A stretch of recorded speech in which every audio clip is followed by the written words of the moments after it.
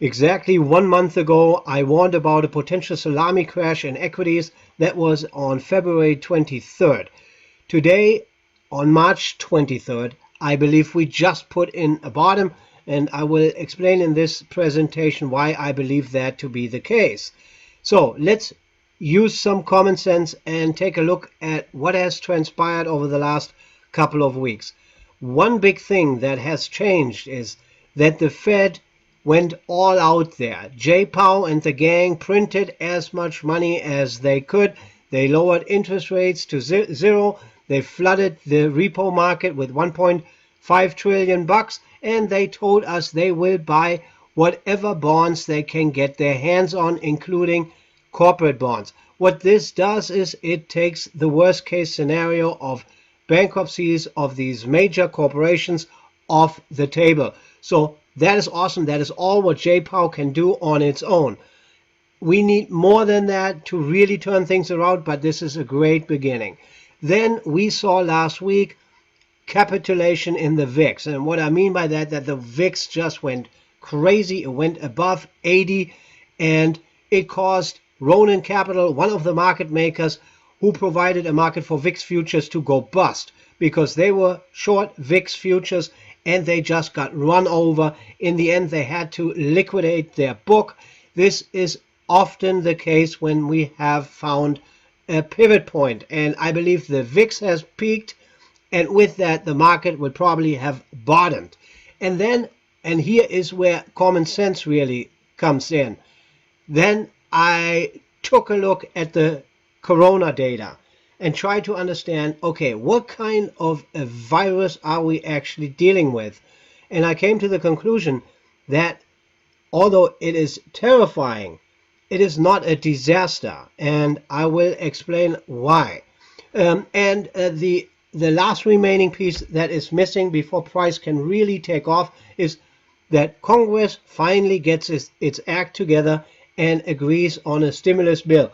We all know it's going to happen. The question is just, is it going to be another day? Is it going to be tomorrow on Tuesday? Or is it going to be on Wednesday? The market in the end will force them to do it. So if they postpone it again tomorrow, the market will punish them. So we will get a deal. It's just a matter of when. And once that has happened, I believe equities will be off to the races, and they might actually rally in advance in anticipation of that deal, because they simply have no choice but to agree on it. So, and this chart here is very important. It is not the prettiest chart, and I'm borrowing it from CNBC, but this shows us how the corona curve has looked like in these countries. And there is a lot we can learn here from this chart. And most importantly, we can learn something what happened here in Singapore and what happened here in Japan. How is it possible that these countries could control the spread of the virus the way they did? This is very, very encouraging. Another thing that is encouraging, that is not very easy to get out of this chart, because China, that's where all the mayhem started. But how is it possible that China, who had the biggest problem, got it totally under control? I know they took draconian measures to get there, but they were able to do it. And that tells us something that at the beginning I was not sure about. And my biggest problem was when I learned that you can be asymptomatic, so that you can feel just fine but still have the virus. My question was, how could we contain this virus if you don't know that you are sick, and if you even when you get screened and your temperature is taken and you don't have elevated temperature but you still have the virus, could you then still spread it and give it to other people? The only explanation I have that there are countries out there that could control it is that if you are asymptomatic, you cannot be as contagious. Otherwise, it would not have been possible for these countries to contain it and to control it. Oh, South Korea is another one. They did excellent. And China, what did China do? They measured the temperature of anybody who was going into a building. And if they had elevated temperature, they would taken to a facility where a series of tests have been then run by them.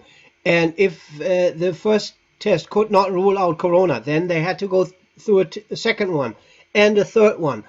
And if they were still not sure that it could possibly be corona, then they would do the corona test, and then they had to wait and sit there for 4 hours until they got the results. And when they were tested positive, they could not go home. They were then taken to another facility so that they cannot infect their own family.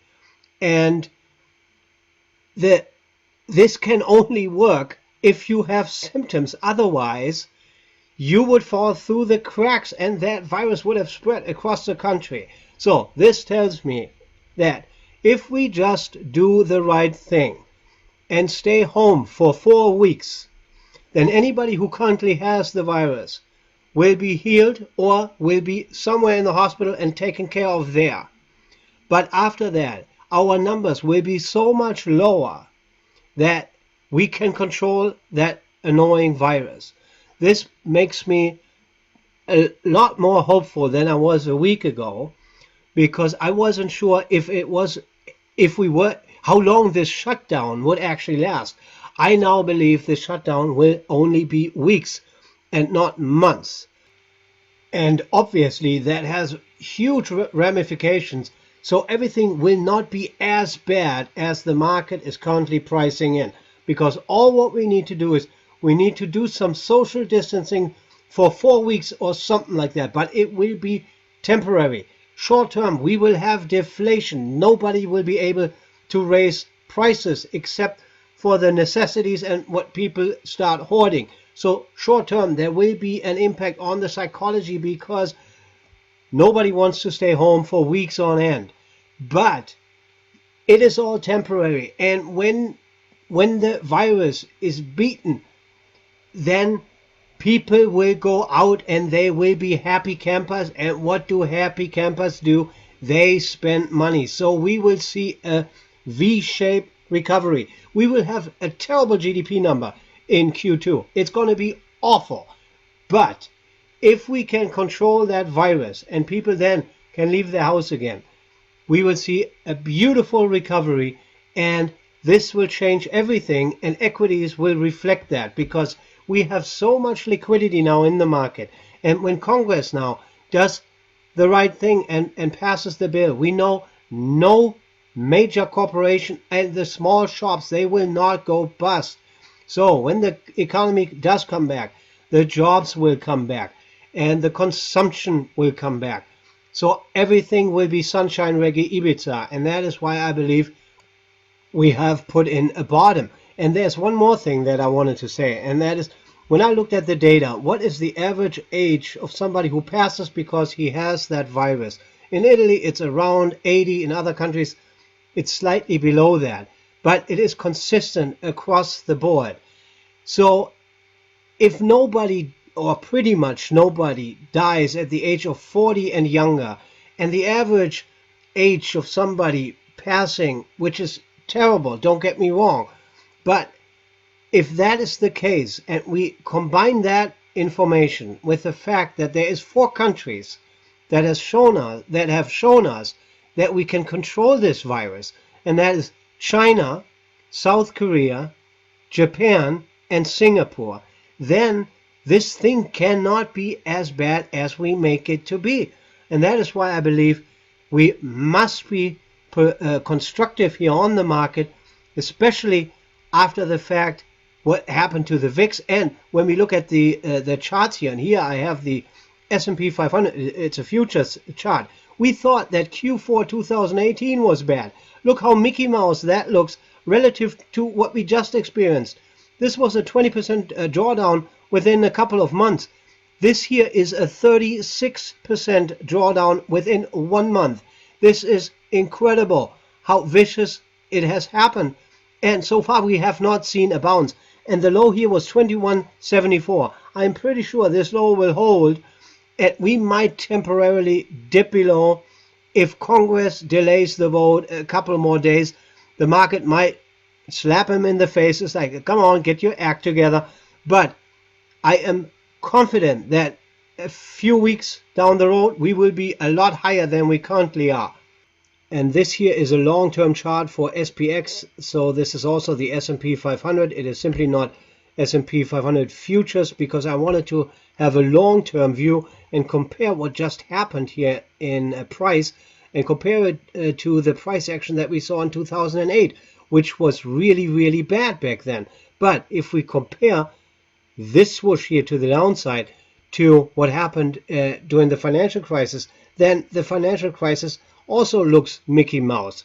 And that is just another reason why I believe we have to be constructive here, and we have to pick up one of those names or a couple of those names that we really like, or we can fade volatility. We can pick up Tesla. There are so many different ways to play this. And if you want to find more information, you can find it on quantyeti.com. We also send out real-time notifications when there is a trade that we like. If you want to, or if you have a question for me personally, you can hit me up on StockTwits. My handle is @OptionBob.